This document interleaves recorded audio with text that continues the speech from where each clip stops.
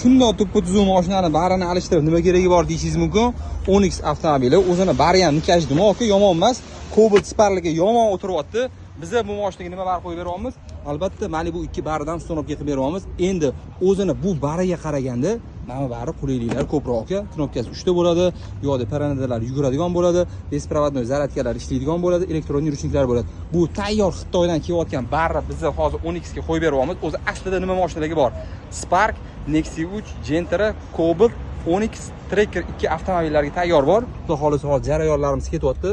Elektron ruchniklarni urab, yo tayyor bo'ldi stekerli qilib, xudo xolisa shunda barrani shaxtasini shunda olganida tegida hamma narsa bundoq akkuratniy bo'ladi. Mabodo shunaqa akkuratni bar ustonovka xizmati kerak bo'ladigan bo'lsa, pastda nomer yozib qoldiramiz. Bemalol murojaat qilib, aka kelib sizdan chiroyli ustonovka qildirib ketsangiz bo'ladi. Shu videoda aytib o'tgan mashinalarimni bor tanish bilish haydaydigan do'stlaringiz bo'lsa, yuborib qo'ying. Misol Spark dedim, Nexia dedim, Gentra dedim, mana mashinalarni haydaydigan Onyx Trackerlar kelsalar, chiroyli qilib ishlarini bitkazib beramiz. Salomat bo'ling.